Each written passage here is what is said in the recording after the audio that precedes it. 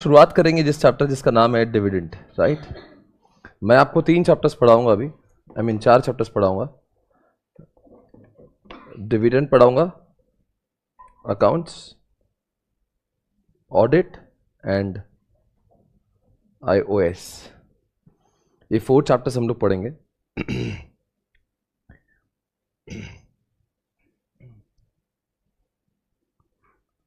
Okay, so dividend के जो sections है, it starts from 123 to 127. How many sections are there? 5 sections. Okay, 5 sections के लगी chapter है। Accounts starts from 128, it goes till 138. Okay, then audit starts 139 to 148. Okay, so ये 3 chapters हम लोग पढ़ रहे हैं। और iOS तो कोई वो नहीं है, आई मीन कोई लॉ नहीं है, वो उसका कोई सेक्शन नहीं होता, ठीक है ना। Okay, let's start now. अभी डिविडेंड से शुरुआत करें। तो पहली बात तो आपसे मैं सवाल पूछूंगा, डिविडेंड कौन किसको देता है? तो सबसे पहली बात, कंपनी देता है किसको? पक्का? ओके, नेक्स्ट, क्या ये कंपलसरी है? डिविडेंड देना कंपलसरी नहीं है, पर उसको अगर ऐलान कर दिया एक बार एजीएम में तो देना कंपलसरी है। ओके, डिविडेंड कौन डिसाइड करता है? बोर्ड ऑफ डायरेक्टर प्रपोज करते हैं। क्या करते हैं? प्रपोजल। किसको करेंगे? और शेयर होल्डर क्या करेंगे? एजीएम के अंदर वो फैसला लेंगे। बोर्ड ऑफ डायरेक्टर ने बोला 10%, तो क्या शेयर होल्डर 15% कर सकते हैं क्या? Not possible. पर अगर शेयर होल्डर ने बोला 10%, सॉरी, बोर्ड ऑफ डायरेक्टर ने बोला 10%, शेयर होल्डर 8% कर सकते हैं? पॉसिबल। दुनिया में 2 टाइप के डिविडेंड होते हैं,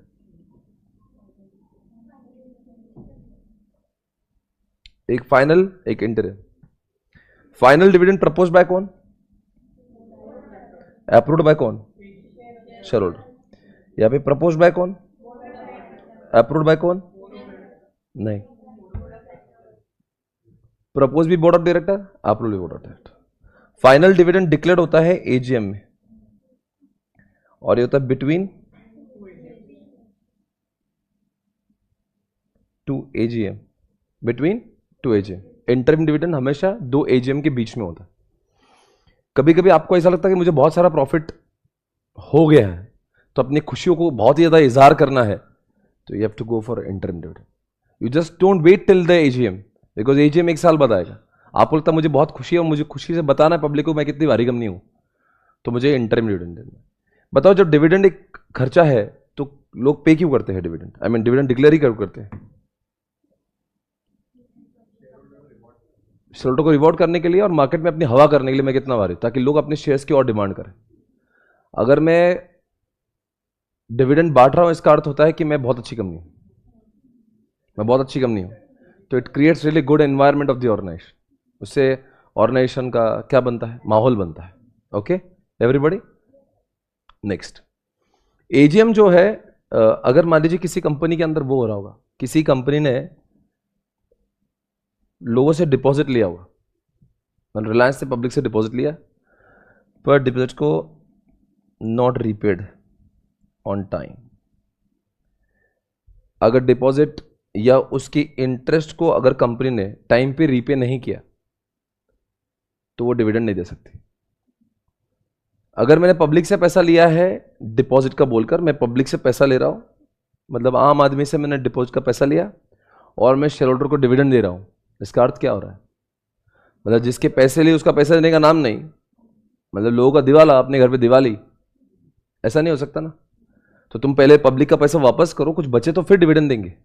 तो जो कंपनी डिपॉजिट और इंटरेस्ट का पैसा रीपे करने में फेल हो जाती है, वो कभी भी डिविडेंड, नेक्स्ट, क्या डिविडेंड चेक में दे सकते हैं क्या?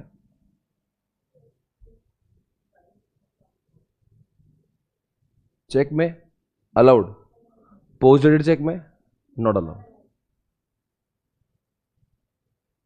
समझा मैं क्या बोला? एनईएफटी अलाउड, कैश अलाउड, सब अलाउड। PDC not allowed. गुड्स में not allowed. Kind goods not allowed. ITC company है, बहुत बड़ी कंपनी है, उन्होंने अपने लोगों को सनफिश बिस्कुट दे दिए डिविडेंड के बदले, नहीं चलेगा. कैश देंगे चलेगा, एनईएफटी चलेगा, जीपे चलेगा, ऑनलाइन ट्रांसफर चलेगा, चेक भी चलेगा, डिविडेंड वारंट चलेगा, डिविडेंड वारंट चलेगा. वारंट जो कि लाइक वारंट दिया आपने तो तुरंत ही लोग एनकैश कर सकते हैं. वैसे एक बात पूछूं मैं आपसे, डिविडेंड किसको दिया जाता है? Registered share holder, registered share holder, या फिर उसके बैंकर्स को, या फिर उसने किसको ऑर्डर दिया होगा उसको. तो किसको किसको? रजिस्टर्ड शेयर होल्डर का. सर रजिस्टर्ड शेयर होल्डर यानी कि जिसका नाम दर्ज है कंपनी के, क्या बोलते, कौन सी बुक बोलते हैं उसको? Register of members. पर सबको नहीं मिलता. जो उस डेट पे हाजिर रहता है उसको बोलते हैं रिकॉर्ड डेट. रिकॉर्ड डेट एक ऐसी डेट होती है उस दिन पे जो जो रहेंगे उनसे, उसके बाद वालों को नहीं मिलेगा, उसके पहले वालों को नहीं मिलेगा. रिकॉर्ड डेट मान लो बोल दिया कि 15 जनवरी रिकॉर्ड डेट है, तो उस दिन जो जो लोग कंपनी रजिस्टर ऑफ मेंबर्स में रहेंगे उनको सबको मिलेगा, बाकी लोग को नहीं मिलेगा. ओके. रजिस्टर शेयर होल्डर को मिलेगा, मिलेगा. उन्होंने बोला होगा कि भाई ये पैसा जो है हमारे भी आप में एचडीएफसी बैंक को दे दो, दे दो, चलेगा, बैंक को मिलेगा. उन्होंने बोला होगा बाय ऑर्डर आज के बाद में ये पैसा मेरी बेटी मेरे बेटे को दे दो, चलेगा. इन 3 लोगों को पैसा मिलता है, by order, banker, register share holder. Next, dividend देने के बाद जिस दिन डिविडेंड डिक्लेयर होता है होता है एजीएम. एजीएम में डिविडेंड डिक्लेयर होने के 5 डेज के अंदर उसको जमा करना पड़ता है. कहां पे?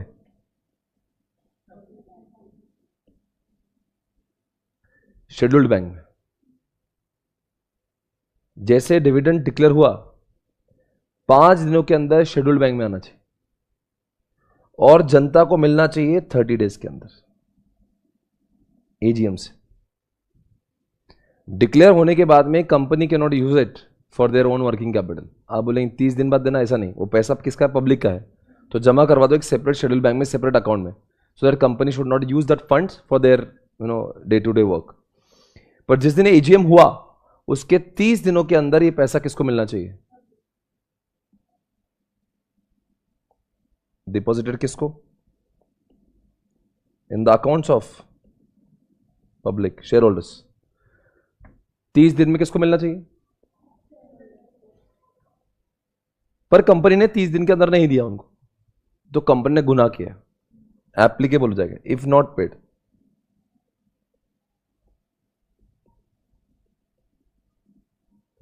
इफ नॉट पेड तो होता अट्रैक्ट होगा सेक्शन नंबर 127. क्या होगा अट्रैक्ट? 127 क्या है? पनिशमेंट. कितनी पनिशमेंट लगेगी? फाइन लगेगा मिनिमम 1000 पर डे. जितने भी लोग रिस्पॉन्सिबल होंगे जो नोइंगली इस गंदे काम के लिए इन्वॉल्व होंगे, जैसे all the directors are knowingly involve, तो सारे डायरेक्टर्स को प्रतिदिन 1000 रुपए का मिनिमम जुर्माना है. मिनिमम 1000 रुपए प्रतिदिन, जब तक उनका डिविडेंड पे नहीं करते. और मैक्सिमम पनिशमेंट यानी कि जेल. कितनी? अप टू नहीं, मैक्स. हाँ, मतलब अप टू 2 years. यानी कि 1 दिन का भी जेल हो सकता है, 2 साल भी हो सकता है. 2 साल से ज्यादा नहीं हो सकता. 2 साल तक का जेल हो सकता है. समझ गए आपको? फाइन भी लग जाएगा, जेल में भी जाना पड़ेगा. क्लियर है? कोई शक सवाल इसमें? पर अगर कंपनी ने दिया था डिविडेंड, कंपनी ने डिविडेंड दिया था, सुन लो ध्यान से, कंपनी ने डिविडेंड दिया था पर उसने लिया नहीं. मे बी उसको कुछ वजह से it was not deposited into his account, it was his mistake, the shareholder did not encash it और shareholder did not come to collect it. तो इसमें कंपनी की तो कोई गलती नहीं. Company wanted to pay but he did not collect the payment. तो it is not the mistake of company, it is the mistake of किसकी? तो उस केस में क्या होगा? उस केस में नहीं लगेगा, पर उस केस में क्या होगा, 7 दिन के अंदर, इन 7 डेज ये पैसा कहां जाएगा, अनपेड डिविडेंड अकाउंट जिसको हम लोग कहते हैं उड़ा, इन 7 डेज कहां जाएगा, उड़ा, अनपेड डिविडेंड अकाउंट। कितने दिन तक लगे,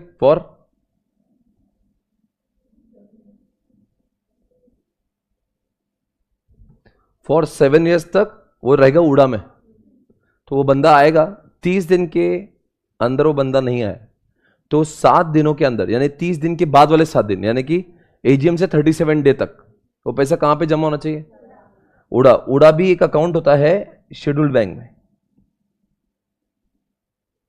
शेड्यूल बैंक में उड़ा नाम का अनपेड डिविडेंड अकाउंट नाम का खोलेंगे और वो पैसा वहां पे जाके जमा होगा। कितने दिन के अंदर, 7 दिनों के अंदर। फिर वो पैसा उस बंदे ने कब तक लेना चाहिए, 7 साल तक। वो कभी भी आया उसको अपना पैसा मिलने वाला, पर वो आदमी 7 साल तक भी नहीं आया, वो जाएगा आईपीएफ में। आईपीएफ किसके बाप का होता है, सेंट्रल गवर्नमेंट। इसके ऊपर कंट्रोल किसका होता है,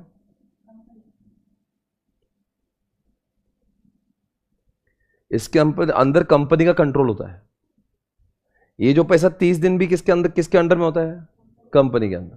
उसके 7 साल भी किसके अंदर में होता है, पर उसके अंदर गवर्नमेंट बोलता है अब मेरे पास दे दो, अभी आया तो मैं दे दूंगा, ना तो मेरे तिजोरी में जमा हो जाएगा, मैं यूज करूंगा, मैं एंजॉय करूंगा उसको, for the investor education and for their protection. Okay, अब एक बात है, शेड्यूल बैंक में पैसे जमा नहीं हुए, which was suppose to be deposit in how many days, पर जमा नहीं हो तो क्या होगा,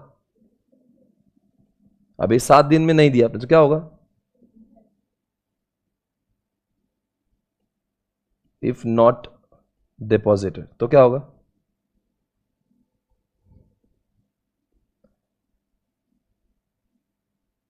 क्या होगा बोलो, इंटरेस्ट लगेगा कितना परसेंट,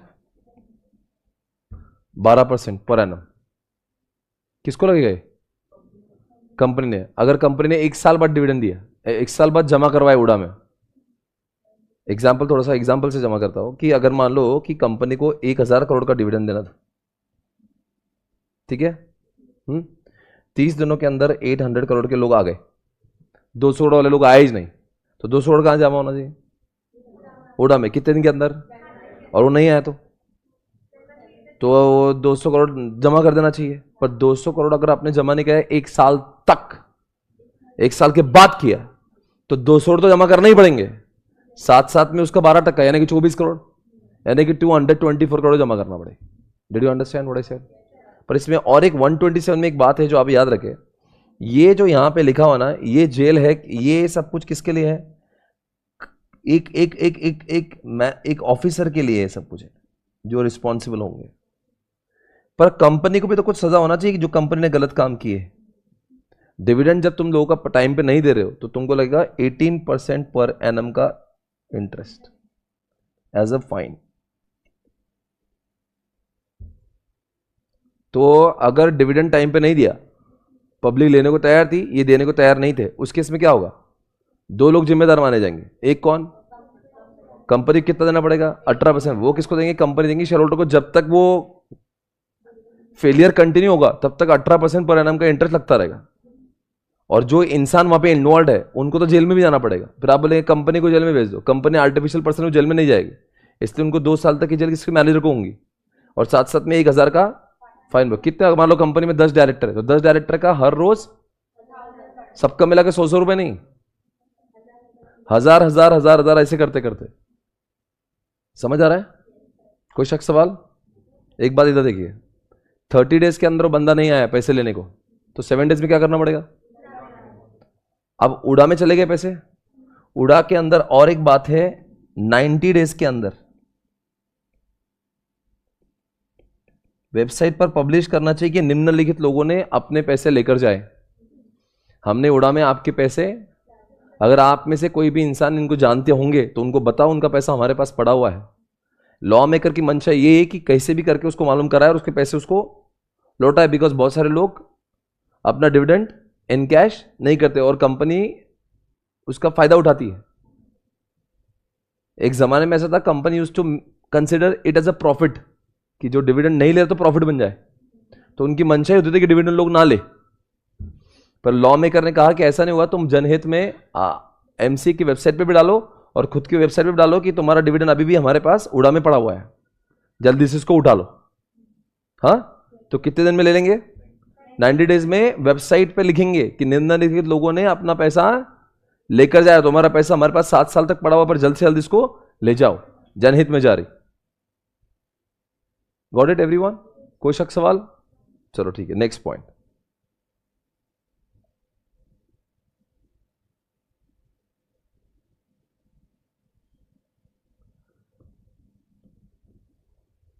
ऐसा है कि जब कंपनी डिविडेंड देती है, ओके, तो सपोज इन्फोसिस कंपनी ने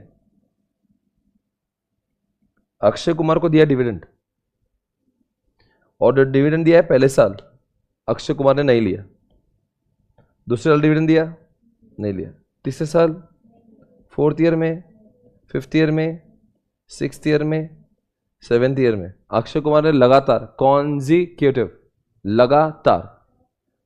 लगातार कितने साल? 7 ईयर्स फेल्ड टू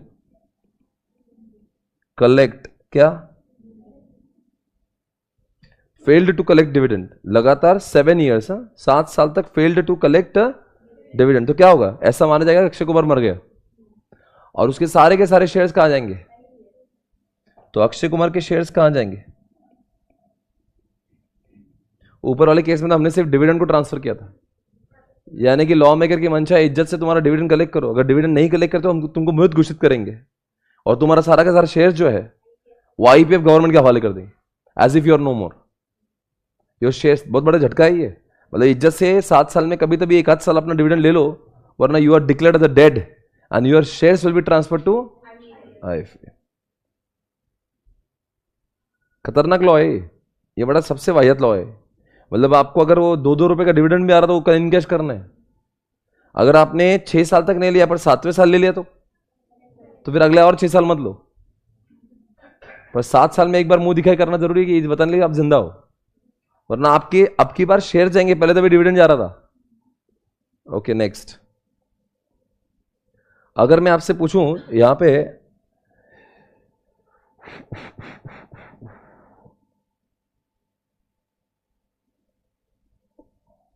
अगर मान लो ए ने बी को शेयर बेचा, ए ने, यार सेक्शन नंबर 126 उसको बोलते हैं अबेंस। अबेंस यानी कि स्टे, यानी कि hold on. Abeyance, stay, hold on, ठीक है ना। ए ने बेचा बी को, ए ने बेचा बी को, तो बताओ शेयर किसका है? अब डिविडेंड डिक्लेयर हुआ, नाम अभी भी ए का है, तो किसको मिलेगा डिविडेंड?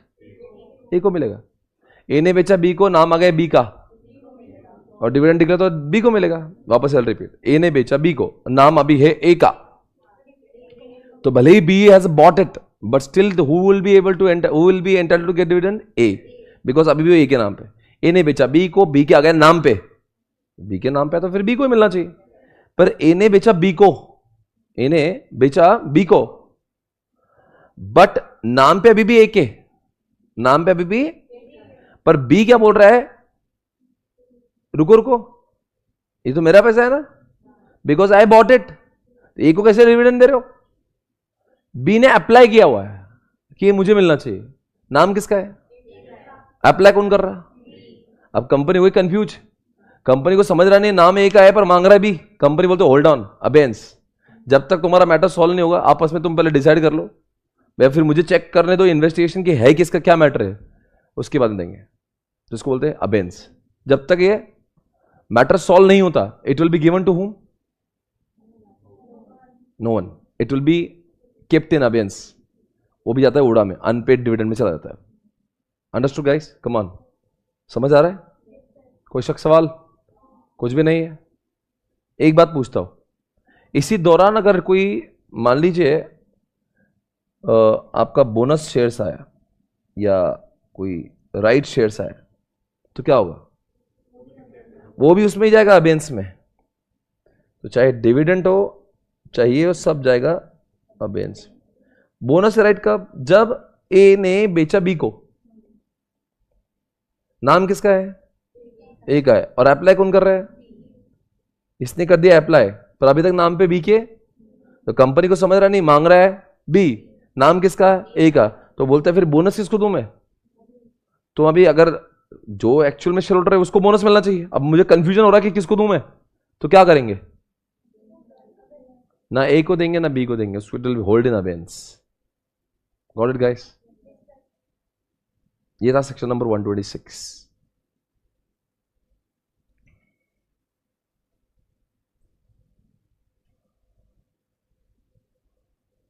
मैं कुछ बोल रहा हूं अभी, सुनिएगा ध्यान से। यहां पे अभी हमने सेक्शन नंबर जब 127 को देखा कि 127 में पनिशमेंट लगती है, राइट? पर कुछ ऐसी जगह है जहां पे पनिशमेंट नहीं लगेगी, कि कंपनी ने डिविडेंड दिया भी और फिर भी पनिशमेंट नहीं। कंपनी ने डिविडेंड दिया नहीं है तो पनिशमेंट तो होना चाहिए, पर फिर भी पनिशमेंट नहीं होगी अगर गलती कंपनी की नहीं, शेयर होल्डर की होगी। शेयर होल्डर ने अपने चूल से अपने पैसे नहीं लिए, अपने मिस्टेक से अपने पैसे नहीं लिए, तो कंपनी बोलेगी हमारा क्या कसूर है उसमें, हम क्यों जबरदस्ती हमें मरवा रहे हो उसमें, तो एक काम करेंगे, हमारा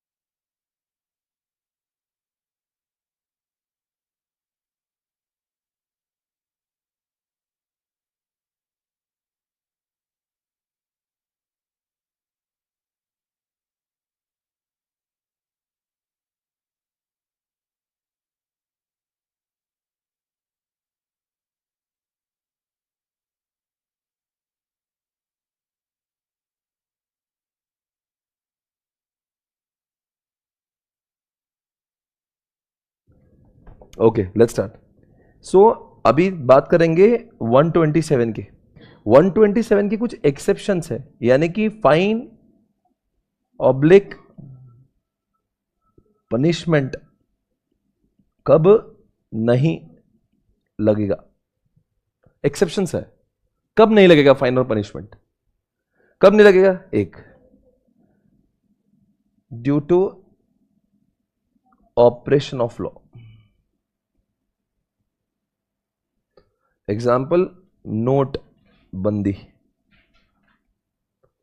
लॉकडाउन हुआ था या फिर मान लो नोटबंदी हुई थी, ऑपरेशन ऑफ लॉ से सपोज कंपनी को पैसे देने का मन है, कंपनी को पैसे देने का, पर कंपनी दे नहीं पा रही बिकॉज लॉकडाउन चालू है, बैंक्स बंद है, नोटबंदी हुई है, तो उसमें कंपनी का कसूर, तो कंपनी कोई भी पनिशमेंट सेट ऑफ हो गया हो। सेट ऑफ यानी कि रिलायंस को पैसे देना था मुझे डिविडेंड के, पर रिलायंस ने मुझे दिए नहीं, क्यों मालूम है? बिकॉज रिलायंस बोल रहा है स्वप्निल पाटिल तुझसे भी मुझे पैसे आना है, तो बोले सेट ऑफ कर लिए तो ठीक है ना, तो मैं ये नहीं चिल्ला सकता हूं रिलायंस ने मेरे साथ धोखा किया है, तो रिलायंस भी यही बोलेगा स्वप्निल पाटिल ने मेरे साथ धोखा किया है। क्यों? हो सकता है मैंने कोई माल लिया होगा रिलायंस से जिसके पैसे मैंने, पर रिलायंस बोलता ठीक है अभी हमारा डिविडेंड तो आपको देना था ना, वो डिविडेंड आपको देंगे फिर आप हमको दोगे, एक काम करो सेट ऑफ करते हैं, लीगल सेट ऑफ होगा तो उसके बदले में कोई भी पनिशमेंट 127 का कोई पनिशमेंट किसको नहीं लगेगा? कंपनी को नहीं लगेगा। नेक्स्ट, नंबर 3, इसमें एक चीज होता है इनकरेक्ट इंफॉर्मेशन। मान लो example, company wanted to give dividend to Sunny Leone, okay, और सनी लियोन ने अपना वो दिया था, अकाउंट नंबर दिया, कंपनी ने बोला आपका अकाउंट नंबर गलत है, तो कंपनी ने कॉल किया उसको और इन्फॉर्म किया सनी जी आपका अकाउंट नंबर गलत है, kindly provide the correct information. तो सनी लियोन ने फिर भी correct information, bank account number अपना, कंपनी को पे करना था पर बैंक अकाउंट नंबर गलत है तो कैसे पे करेंगे? तो कॉल किया, भाई तुम्हारा सही अकाउंट नंबर दे दो, बावजूद उसके सनी ने अपना अकाउंट नंबर सही नहीं दिया, तो गलती किसकी है? तो किसको इसका कोई पनिशमेंट कंपनी होना चाहिए, पर कंपनी को पनिशमेंट हो सकती है अगर इन्होंने सनी को इन्फॉर्म किया ही नहीं। इसके ऊपर भी केस स्टडी आया था। सनी का अकाउंट नंबर गलत है ना, तो सनी को तो क्या ख्वाब थोड़ी ना गिरेगा मेरा अकाउंट नंबर गलत है, तो सनी को इन्होंने इन्फॉर्म, तो गलती किसकी होगी? तो कंपनी को पनिशमेंट होगी, फाइन लगेगा, इंटरेस्ट लगेगा। नेक्स्ट, इसमें और एक पॉइंट है, डिस्प्यूट चल रहा है। डिस्प्यूट, कंपनी को डिविडेंड देना था, सुनो जरा, कंपनी डिविडेंड था, एक अंकल के नाम पे शेयर थे, मान लो पापा के नाम पे शेयर थे, और पापा चले गए, पापा मर गए, और एक ब्रदर है एक सिस्टर है, अब दोनों झगड़ा कर रहे हैं, ये बोल रहा है डिविडेंड मुझे मिलना चाहिए, ये बोल रहा है डिविडेंड मुझे मिलना चाहिए। कंपनी बोले तुम भाई बहन अपना आपस में डिस्प्यूट सॉल्व करो, फिर हम देखेंगे किसको देना है। पापा जब थे तो डिविडेंड किसको मिल रहा था? पापा को मिल रहा था, तब डिस्प्यूट का सवाल था। पापा चले गए, अब कंपनी के जो ब्रदर और जो मतलब पापा के जो बच्चे हैं, एक भाई और एक बहन है, वो बोल रहे मुझे डिविडेंड, वो बोल रहा मुझे डिविडेंड, तो क्या होगा? कंपनी बोल रही है अगर तुम्हारा आपस में नहीं समझ में आ रहा तुमको, तुम एक बार आपस का डिस्प्यूट, आप ये जो हम डिविडेंड तुम्हें नहीं दे पा रहे वो किसकी वजह से? तुम्हारे आपसी झगड़ों की वजह से, हमारा कोई कसूर नहीं है इस केस में, कंपनी को कोई भी। Next, any other matter where mistake, किसकी मिस्टेक हुई है? Mistake by share holder. क्या लिखा मैंने? एनी अदर मैटर, जहां पे मिस्टेक किसका हुआ है?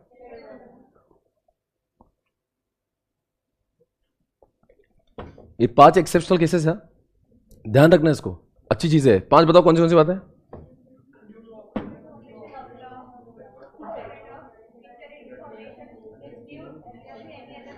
ऑपरेशन ऑफ लॉ की वजह से नहीं दिया जा रहा है, तो क्या मतलब हुआ? कंपनी की कोई गलती नहीं, उनके आपस में डिस्प्यूट चल रहा है, कंपनी का, उन्होंने इंफॉर्मेशन खराब दी, कंपनी की कोई गलती, उनका पैसा ही सेट ऑफ हो गया, तो कंपनी की कोई गलती नहीं। और लास्ट में कोई भी ऐसी गलती हो जिसमें शेयर होल्डर कसूरवार है, तो 127 की पनिशमेंट ना कंपनी को ना डायरेक्टर। एक कॉन्सेप्ट इसका नाम है free reserves. As per section 123 पहले डिविडेंड डिक्लेयर करने से पहले सुनो, कुछ पैसा ये कंपनी का मान लो प्रॉफिट है, प्रॉफिट में से पहले पैसा फ्री रिजर्व का माइनस होता था, और जो बैलेंस होता था ना, बैलेंस का ही पैसा डिविडेंड को दिया जाता था। मतलब प्रॉफिट का पहला कुछ माल, कुछ परसेंटेज फ्री रिजर्व में बाजू रखते थे फ्यूचर के काम के लिए, इमरजेंसी केसेस में उपयोगी के लिए, और बाकी पैसा डिविडेंड के लिए देना अलाउड था। यह था पहले 1956 के कंपनीज एक्ट। तो पहले कुछ पैसा फ्री रिजर्व में रखना बहुत जरूरी था, अभी वो जरूरी, समझ आ रहा है? अब एक नया लॉ है 2013 में, कंपनी को फ्री रिजर्व में पैसा रखना है तो रखे या फिर मत रखे। अगर कंपनी ने 1000 करोड़ का प्रॉफिट किया है तो पूरा के पूरा 1000 करोड़ लुटा सकती, कोई प्रॉब्लम नहीं। It is as per the discrimination of the company that they want to keep some funds in the, अगर फ्री रिजर्व में रखना है तो रखे, नहीं रखना तो नहीं रखे, पूरा लुटा दे, कोई मतलब नहीं। तो एक बार कंपनी ने, एक बार क्वेश्चन आया था, company has not kept anything in the free reserve still they have distributed entire profit as a dividend. क्या कंपनी कुछ गलत नहीं किया, अलाउड है। नेक्स्ट, एक सवाल मैं पूछता हूं, कंपनी जो डिविडेंड कहां से देती है? करंट ईयर प्रॉफिट से, पास्ट ईयर के प्रॉफिट से, बोथ से? कंपनी को 500 करोड़ डिविडेंड देना है तो यहां से भी उठा सकते हैं, हाँ, और यहां से भी उठा सकते हैं। पर सोचो करंट ईयर में सिर्फ उनके पास में 50 करोड़ ही है, तो 450 यहां से भी उठा सकते हैं, उसके लिए लिख दे बोथ। तो कंपनी पहला ऑप्शन होता है इस साल का प्रॉफिट, नहीं बचा होगा तो पास्ट, पास्ट बोलते पास्ट नहीं, previous years, years years, years क्यों बोला मैंने? इतने सालों तक जब से कंपनी आई थी तब से कोई भी प्रॉफिट बचा होगा जो तुमने डिस्ट्रीब्यूट, उनका भी इस्तेमाल कर सकते, इसलिए लिखा बोथ। और कभी कभी केस में आपको सीजी एसजी भी दे सकता है। सीजी एसजी क्यों देंगे हमारा? सीजीएसटी क्यों देंगे बताओ? कभी कभी कोई कंपनी गवर्नमेंट है, आईआरसीटीसी कंपनी है, बीएसएनएल कंपनी है, भेल है, सेल है, ये सारी गवर्नमेंट कंपनी है, इनके पास पैसा नहीं है, एलआईसी है, पैसा अगर इनके केस में नहीं बचा, उस केस में सीजीएसटी इनको पैसा प्रोवाइड कर सकती है डिविडेंड देने के वास्ते। अगर कंपनी की हालत खस्ता है तो गवर्नमेंट पैसा दे सकती है।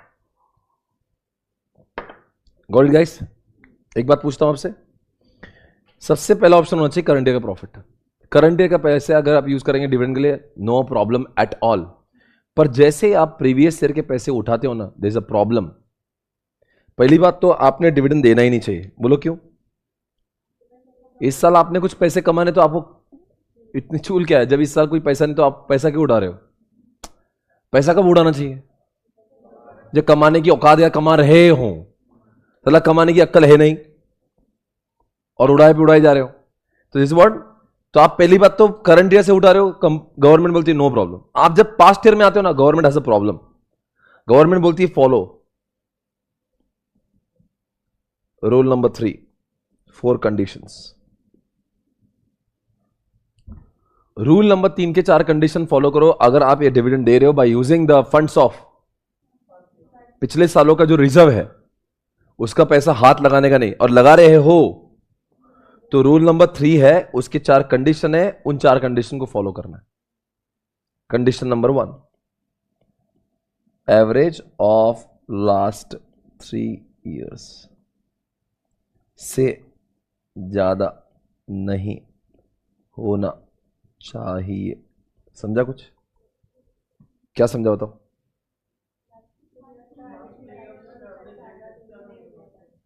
अगर पिछले 3 साल का एवरेज आपका 20% था, जब आपको प्रॉफिट हो रहा था उन जमानों में आप 20% से डिविडेंड दे रहे हो, तो इस साल तो आपका प्रॉफिट ही नहीं है, तो आपकी क्या मजाल है आप 20% से?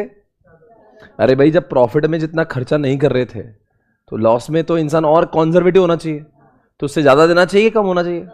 भाई जब हम लोग गरीब हो रहे हैं तो हमारा खर्चा कम होना चाहिए। एटलीस्ट हम लोग जब अमीर थे तब हम 100 रुपए खर्च कर रहे थे, तो गरीब हो रहे तो एटलीस्ट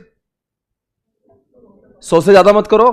ये वही बोल रहा है, इस साल प्रॉफिट नहीं कमाया ना, तो पिछले 3 साल से जो एवरेज आया है, मान लो पहले आपने दिया था 30% डिविडेंड, फिर दिया आपने 20% डिविडेंड, फिर दिया आपने 10%, तो एवरेज कितना हो गया? 60 डिवाइड बाय 3, तो 20%। तो अभी इस साल का जो डिविडेंड है it shall not be more than 20%। एक बात तो पूछना भूल गया, डिविडेंड किस पे देते हैं? जब डिविडेंड कोई कंपनी देती है 100%, यानी कि व्हाट? फेस वैल्यू या मार्केट वैल्यू? 10%, यानी कि रिलायंस के 3000 का रेट चल रहा है तो 300 रुपए डिविडेंड आएगा। फेस वैल्यू 10 रुपए का है, 30% यानी कि 3 रुपए डिविडेंड आएगा। तो डिविडेंड हमेशा किस पे होता है? डिविडेंड हमेशा, डिविडेंड इज कैलकुलेटेड ऑन किसके ऊपर? Face value, not on market value. Market value पे डिविडेंड नहीं आता, किस पे आता है? फेस वैल्यू पे आता है। दूसरी कंडीशन, आपका जो पेड अप शेयर कैपिटल है प्लस फ्री रिजर्व है, इसका 10%। आपका पेड अप शेयर कैपिटल और फ्री रिजर्व, इसका कितना? इसके 10% से ज्यादा नहीं होना चाहिए।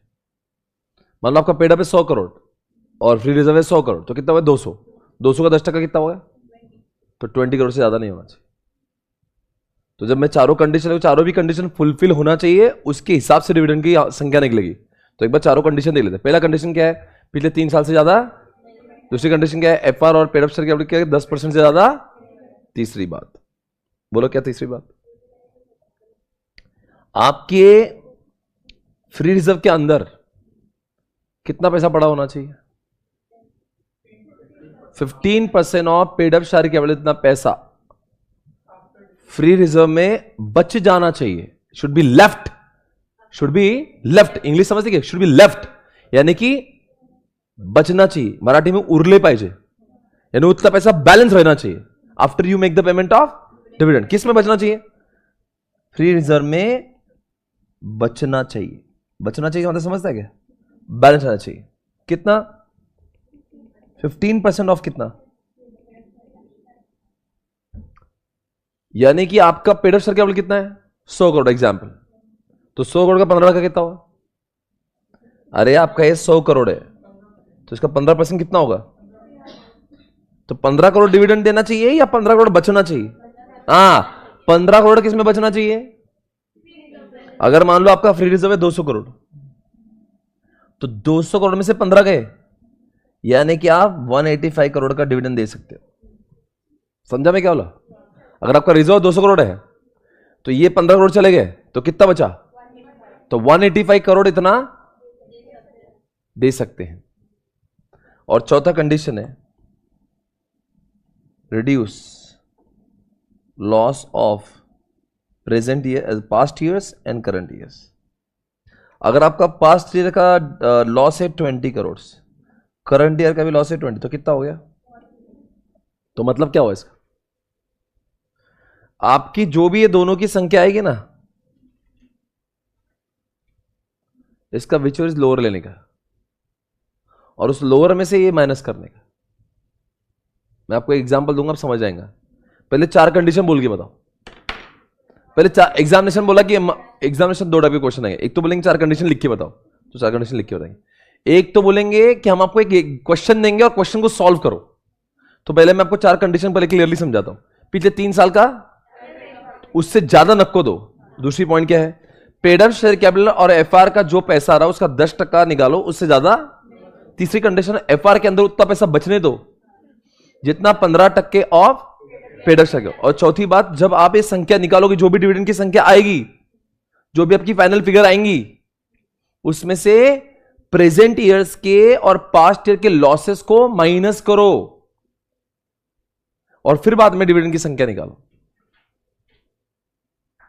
वापस बोलो। आप पहली बात तो बताओ मुझे, आप ये कंडीशन का फॉलो करना जब आपके इसमें इस साल प्रॉफिट हुआ है कि नहीं हुआ है? नहीं हुआ है। और आप क्या कर रहे हो?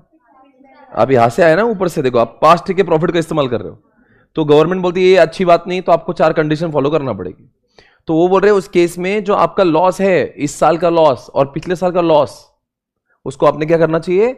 माइनस करना चाहिए। और जो पैसा बचेगा उसी को ही डिविडेंड के स्वरूप में पैसे देना चाहिए। अगर आपके पास में संख्या थी 40 करोड़ और आपका लॉस ही 40 करोड़ का है, तो कुछ देना नहीं है आपको।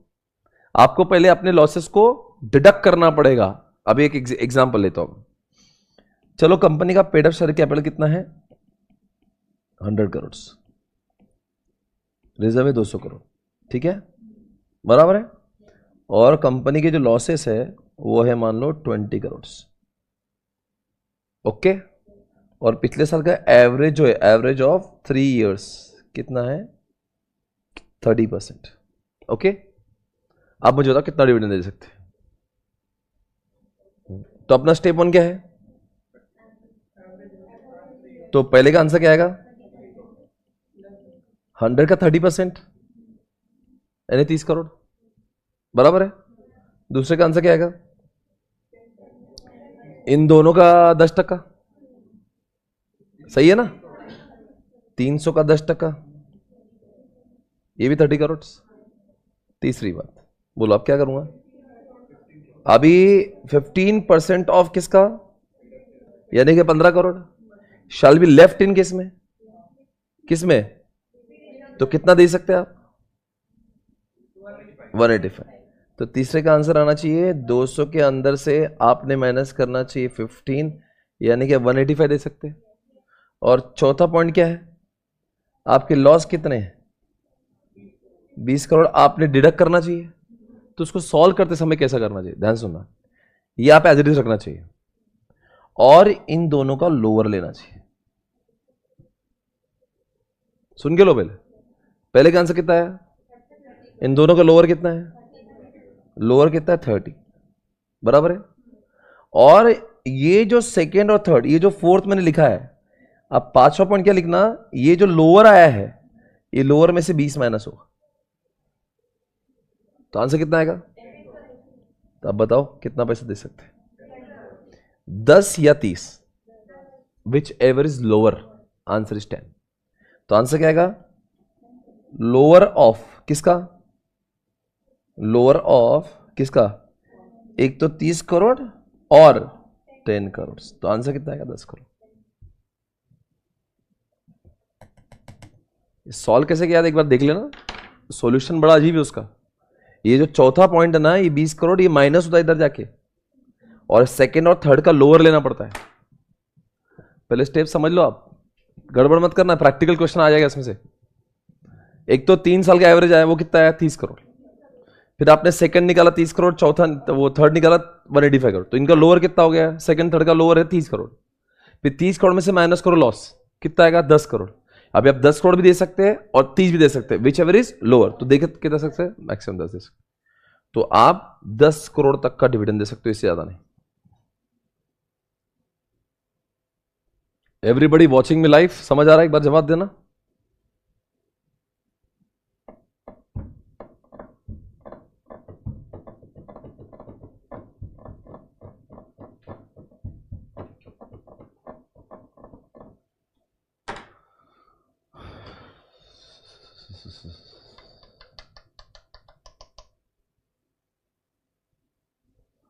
फर्स्ट स्टेप में 100 क्या है, 100 पेड अप शेयर कैपिटल ना, 30% डिविडेंड है बेटा।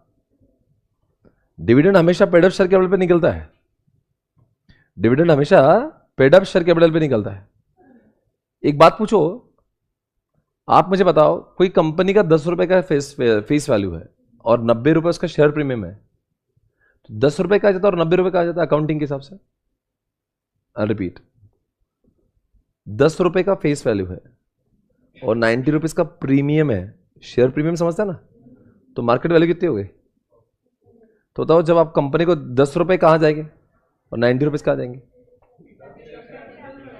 ये 90 रुपए जाते हैं पेड अप कैपिटल में, सॉरी 10 रुपए जाते हैं पेड अप कैपिटल, और 90 जाते हैं because security premium is the part of reserves. तो ये पेड अप कैपिटल हमेशा आपके फेस वैल्यू का बना होता है, और बच्चा बोला 30% को आपने 100 से मल्टीप्लाई क्यों किया, तो paid up capital is nothing but the face value. जिसका अकाउंट कच्चा है समझ लो मैं क्या बोल रहा हूं, फेस वैल्यू बोला कि और पेड अप वैल्यू बोला, बात तो है कि बिकॉज पेड अप कैपिटल में हमेशा फेस वैल्यू जाके जमा होता है। फिर आप बोले कि जो रिजर्व, जो सिक्योरिटी प्रीमियम में कहा जाता है, security premium is the part of reserve, है ना, तो इसलिए हमने 30% को 100 से मल्टीप्लाई किया। प्लीज क्वेश्चन दिखा दो, ये क्वेश्चन ले लो।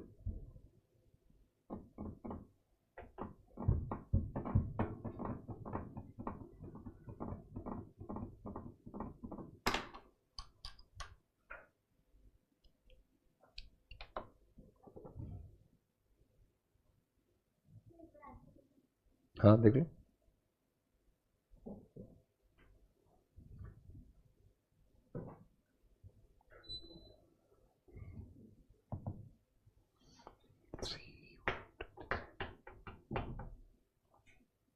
डन है, समझ आ रहा है, ओके चल।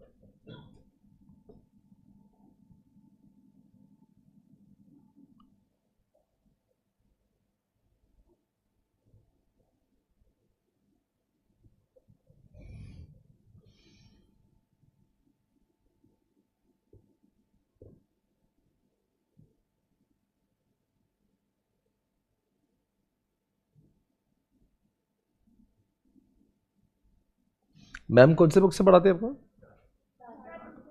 चार्ट बुक है आपके पास।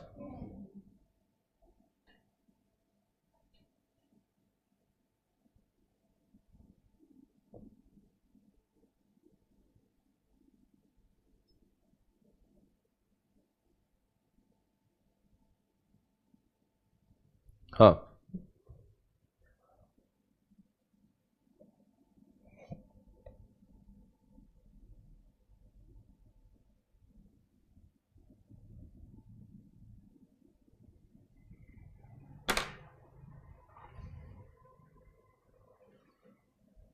इस चैप्टर में कितने सेक्शंस है, अगर मैं इसको देखूं पूरे सारे सेक्शंस को एक बार, तो अभी सेक्शंस कितने हैं और मैं क्या करना चाहता हूं बताता हूं आपको मैं। सारे सेक्शंस एक बार समझ लो। सेक्शंस नंबर 1 डिक्लेरेशन ऑफ 124 उड़ा 124 आईपीएफ 126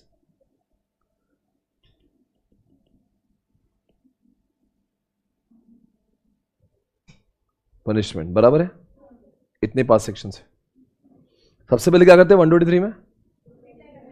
डिक्लेरेशन के सारे सेक्शन है, कितने दिनों, 5 दिनों में देना चाहिए, 30 दिनों में वो जमा करना चाहिए, और डिविडेंड देते समय आपने रिजर्व को जमा करे ना करे फर्क नहीं पड़ता, पर अगर आपने पब्लिक का डिपॉजिट का पैसा नहीं दिया होगा तो आप डिविडेंड डिक्लेयर नहीं कर सकते हो। ये सारे जो प्रोविजन है 123 के।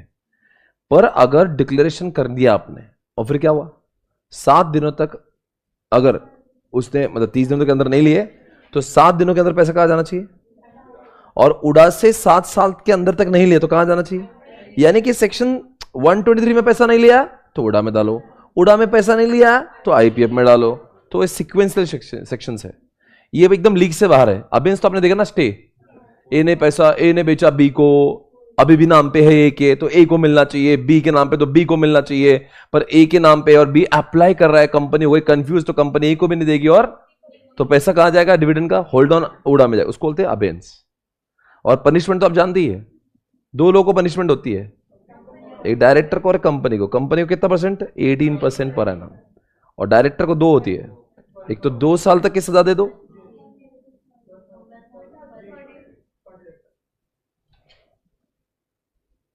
पांच सेक्शन बोल के बताएंगे।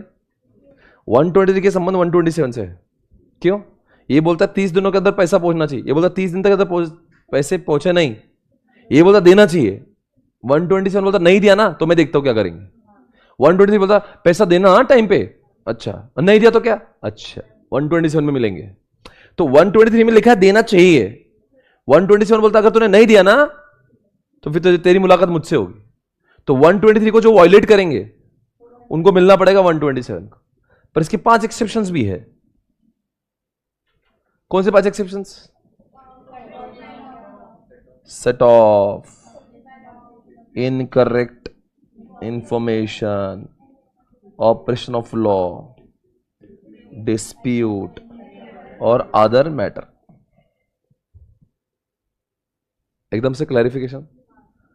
अब एक सेक्शन है जो 125, मैंने सारे प्रोविजंस इस चैप्टर के डिस्कस कर लिए पूरे, मैं अभी चार्ट से लेकर बता दूंगा आपको, पर मैंने सब कुछ कवर कर लिया। मैं पढ़ाना चाहता हूं आईपीएफ। क्या पढ़ाना चाहता हूं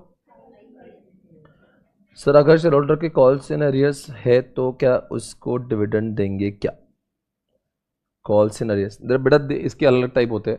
एज पर द लॉ ऐसा होता है कि कॉल्स इन एरियर्स है तो जो कॉल्स इन एरियर के पैसे सेट ऑफ करके बाकी दे देंगे, पर कुछ कुछ जगह पे ऐसे लिखा होता है कि आपके कॉल्स है तो उसको डिविडेंड ही नहीं मिलेगा। पर एज पर द लॉ हमारे पास जो सजेस्टेड आंसर उसमें ये लिखा है कि कॉल्स का पैसा बाकी है तो उसमें से पैसा काट डालो और बाकी पैसे दे डालो।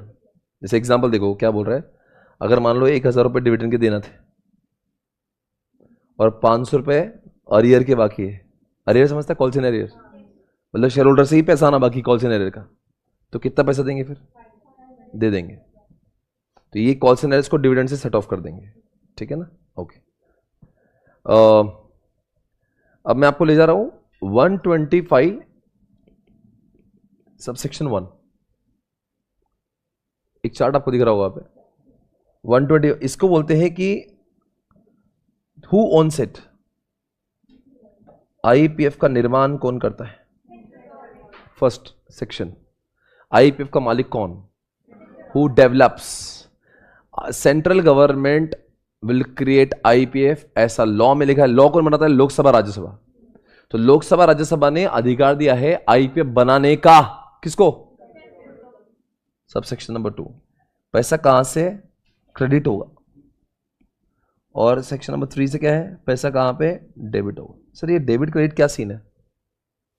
आईपीएफ में पैसा कहां कहां से आएगा ये सबसेक्शन 2 बोलता है। कहां कहां पे जाएगा यानी कि आईपीएफ का पैसा किन चीजों के लिए खर्च होगा ये लिखा था सबसेक्शन 3 में। समझ आ रहा है? पता जैसे आईपीएफ में पैसा कहां से आता होगा? अनपेड डिविडेंड, 7 साल तक शेयर्स नहीं लिया तो, लोगों का डिबेंचर था पर लोगों ने अपना डिबेंचर का पैसा लेने से पहले वो मर गए, डिबेंचर का इंटरेस्ट लेने से पहले मर गए, कार में एक्सीडेंट में सारा घर वाला मर गया और उन्होंने डिबेंचर का पैसा दिया था। वह डिबेंचर का पैसा किसका होगा? कंपनी के बाप का नहीं, कंपनी को पैसे जमा करना पड़ेगा आईपीएफ में। तो पहले ही सारा प्रॉफिट कौन एंजॉय करता था? अब वो बोलते हैं ऐसा तुम्हारा नहीं, इसको डालो आईपीएफ में। फिर पैसा कहां कहां पे, यानी इनका पैसा, उसका नाम ही क्या? इन्वेस्टर एजुकेशन, यानी इन्वेस्टर के एजुकेशन में कहां कहां पे खर्च होगा। नंबर 4, अगर आपको अपना पैसा अप्लाई करना है तो आपने 5 वालों को अप्लाई करना चाहिए। से 5 वाले कौन है? 5 में 9 लोग हैं। इनके बॉडी में कितने लोग हैं? 9 लोग। इसके अंदर 7 मेंबर्स होते हैं, एक सीईओ होता है और एक चेयरपर्सन होता है। सर किसकी बात कर रहे हो?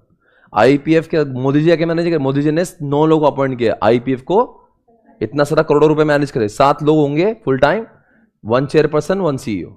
ये सब कौन होंगे? किसको मैनेज करेंगे?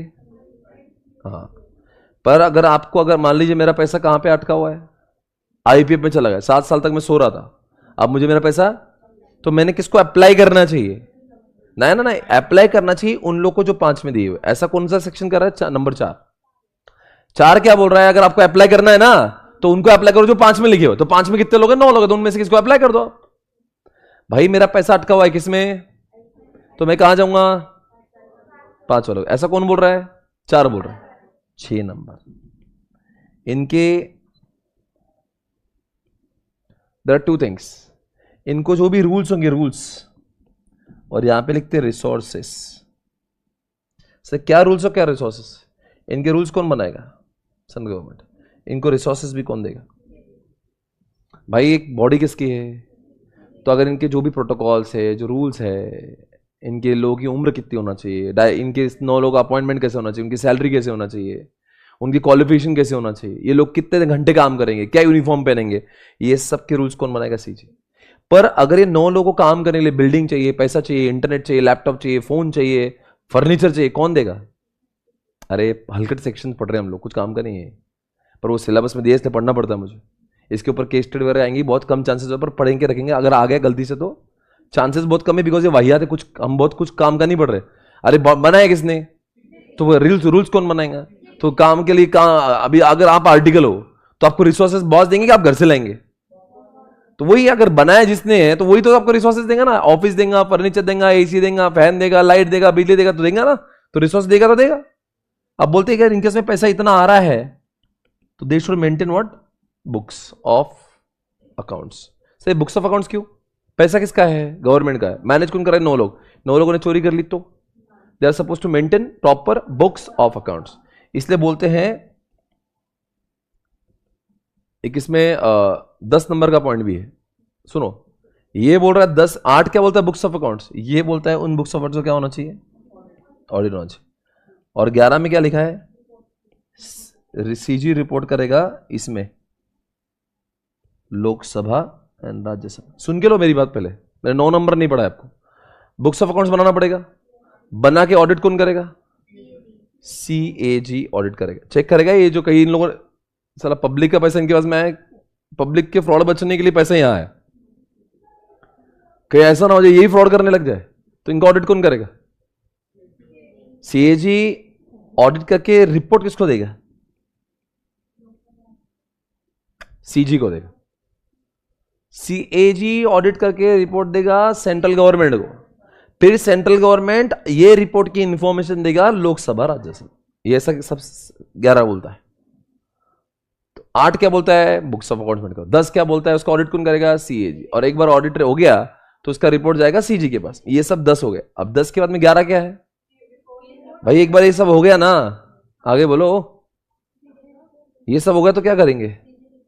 सीजी रिपोर्ट करेगा, ताकि लोकसभा राज्यसभा को पता होना चाहिए कि इन्होंने इन पैसों का, क्योंकि बहुत सारा पैसा होता है इसमें, थाउजेंड्स ऑफ करोड़ रुपए जाएंगे इसमें। आप बोलेंगे क्या 2-2 रुपए का डिविडेंड? अरे पर 2-2 रुपए का डिविडेंड कितनी कंपनीज और कितने शेयर होल्डर अपना डिविडेंड इनकेश नहीं करते? तो सब पैसा करोड़ों के तादाद में जाता है इनके, तो वो पैसा बड़ा अमाउंट होता है, इसलिए उसका ऑडिट वगैरह होता है। अब 9 नंबर में क्या है? 9 नंबर तो एकदम हल्का टाइप का सेक्शन है। वो क्या बोलता है पता है? 9 नंबर, जो वो लोग हैं ना वो उसके लिए खर्च कर सकते हैं, यानी कि जो लोग 5 में अपॉइंट किए वो 3 के लिए खर्च कर सकते हैं। 5 में जो लोग अपॉइंट है ना वो 3 के, तो वो जाहिर सी बात है 5 वाले लोग ही खर्च करेंगे और 3 के कामों के लिए करेंगे। उसके लिए कोई सेक्शन बनाने की जरूरत थी? इन्होंने बजे बजे में और एक बना दिया सेक्शन, मजाक से बनाया, मजाक कर दिया लॉ का। बोला है कि जो 5 में जो 9 लोग अपॉइंट हुए ना वो 3 के कामों के लिए। तो वैसा अगर नहीं भी बोलते तो भी पता था ना कि लोग खर्च करने वाले 5 नंबर वाले ही होंगे, और खर्च किसके लिए करेंगे? तो उन्होंने ऐसा लिख के दिया कि whoever is appointed in subsection 5 will be allowed to spend for the task of 3, और ऐसा लिखा है 9 में। ये सेक्शंस 11 है। बोलो बच्चों 125 एक क्या है? ऐसे फंड्स का निर्माण कौन करेगा? 125 2 में क्या लिखा है? पैसा कहां कहां से आएगा, 3 में कहां कहां पे जाएगा। अगर मुझे पैसा अप्लाई करना है तो 4 में लिखा है मुझे 5 वालों को अप्लाई करना पड़ेगा, और 5 में कितने लोग हैं, 9 लोग हैं। और 6 में क्या लिखा था, इनको रिसोर्स, इनके रूल्स कौन बनाएगा, सीजी। 7 में क्या लिखा, रिसोर्स कौन देगा, सीजी। 8 में क्या लिखा, बुक्स ऑफ अकाउंट्स मेंटेन करना चाहिए। 9 में लिखा है 5 वाले लोग 3 के लिए खर्च करेंगे। 10 में क्या लिखा, इनका ऑडिट कौन करेगा, और उसका रिपोर्ट जाएगा सीजी को। और 11 में लिखा है सीजी रिपोर्ट करेगा। एक बार बोल दो सारे सेक्शंस। 125 क्या बोला है, पैसे ऐसे फंड का निर्माण कौन करेगा, आईपीए, सीजी करेगा। 152 में 152 सेक्शन 2 में लिखा है 25 में लिखा पैसा कहां कहां से आएगा, और 3 में लिखा कहां कहां पे जाएगा। 4 में क्या लिखा है, पैसे अप्लाई करना तो कहां जाना पड़ेगा, 5 में। और 5 में कितने लोग हैं, 9 लोग हैं। 6 में इनके रूल्स कौन बनाएगा, सीजी। रिसोर्स कौन देगा, 8 में कौन, they are suppose to maintain books of accounts. 9 में लिखा है 5 वाले लोग 3 के लिए खर्च करेंगे। अब बुक्स बनाई थी 8 में, तो ऑडिट करेगा कौन, सीएजी में 10 नंबर पे लिखा था, और रिपोर्ट जाएगा सीजी को। 11 नंबर में लिखा सीजी रिपोर्ट, बोल के था 125 से 1। IPF will be developed by कौन, सीजी। 2 में पैसा, 3 में, 4 में अप्लाई, 5 में मेंबर्स 9, 6 में रूल, 7 में, 8 में, 9 में, 10 में ऑडिट, और रिपोर्ट जाएगा सीजी को। और 11 में सीजी विल रिपोर्ट। 5 सेक्शंस बोल के बताओ इधर वाले, जो अभी हमने किए थे 5 सेक्शंस, कहां गए 5 सेक्शंस, बताओ कौन से अभी किया था ना 5 सेक्शंस। हाँ तो ठीक है, बोलो 5 सेक्शंस कौन से हैं। हाँ, एक है 123 तो डिक्लेरेशन ऑफ डिविडेंड है, और 124 क्या है, उड़ा। अगर पहले तो आपको डिक्लेरेशन करोगे, वहां पे पैसा नहीं ले तो उड़ा में जाएगा, उड़ा से पैसा नहीं मिला तो नहीं लिया तो आईपीए में जाएगा। अगर अबेंस, अगर आपने किसी का राइट ओनरशिप समझ में नहीं आ रहा है तो होल्ड रहेगा, 126 कहता है। और 127 कहता है अगर मान लीजिए अगर इन्होंने 123 का पैसा नहीं दिया तो इनको पनिशमेंट होना चाहिए। पर पनिशमेंट तो होना चाहिए, पर उसके एक्सेप्शंस भी दिए हुए हैं। प्रोविजन वाले पॉइंट ऑफ व्यू से चैप्टर मैंने पूरा खत्म किया। कल हम लोग इसको रीड आउट करके आप बता देंगे कि चैप्टर में भी वही लिखा हुआ। ओके, तो दिस आज का session is over, almost this chapter is done. पूरा तरह से हो गया चैप्टर, मैंने प्रोविजनली सारे कॉन्सेप्ट खत्म कर दिए। आप अभी कोई भी क्वेश्चन को सॉल्व करने लायक हो गए। आप अभी कोई भी क्वेश्चन महंगा क्वेश्चन उठा लो, आपको सब आ जाएगा। But what I will do, आप फॉर योर सेटिस्फेक्शन कल हम लोग एक बार चार्ट से सब गो थ्रू करेंगे, ताकि आपको सेटिस्फेक्शन होगा कि चैप्टर एक्चुअल में खत्म हुआ है। Okay, now you will pick up any of the provision, you will understand, अच्छा ये भी हुआ है, वो भी हुआ, सब हो गया है। अभी आपका काम क्या है, आज आप गो थ्रू करेंगे घर जाके, कल मैं आपको चार्ट से गो थ्रू कराऊंगा। जब वो खत्म हो जाएगा तो we will start the next chapter tomorrow, जिसका नाम होगा अकाउंट्स। आज आपने बहुत अच्छे से पढ़ा, सब कुछ हो गया चैप्टर में। मतलब मैंने सोचा था कि बहुत टाइम लगाएंगे आप, पर आपने बहुत अच्छे से पढ़ा। सेक्शन नंबर कौन से इसके, 123 से 127, 5 सेक्शन है। वैसे चैप्टर छोटा ही है पर ठीक है। ये जो मैंने लिखवाया था ना, ये आपने देख लिया ना, एक बार देख लो, मैं स्क्रॉल कर दे रहा, अगर आपको चाहिए तो आप फोटो ले लो, या आपने तो लिखा था। ये एक एक देख लेना। देखो ये सब जो मैंने लिखवाया था ना, ये सारे उसके प्रोविजंस है।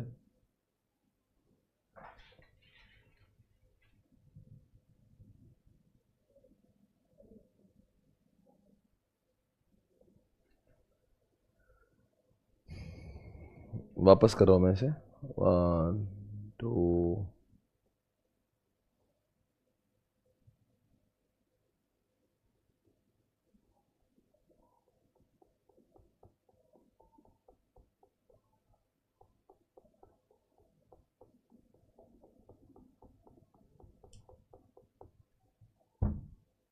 बेटा अभी मैंने इसको स्क्रॉल किया था, आप उसका बिल्कुल फोटो वोटो निकाल के आप अकेले में सब लिख सकते हो उसको, अगर आपको लिखने का मन है तो। बट आई थिंक जितने भी प्रोविजन इस चैप्टर में वो सब कुछ यहाँ पे आ गए, मैक्सिमम 90% से भी ज़्यादा।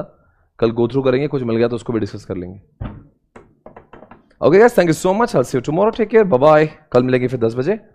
आज मैं लेट था क्योंकि मुझे कुछ कोई पता नहीं था एग्जैक्टली टाइम कितने बजे होता है, बट कल आने की पूरी कोशिश करेंगे 10 बजे। Tomorrow will start with the next chapter, इसका नाम हुआ accounts. Take care, bye bye, फिर मिलेंगे कल।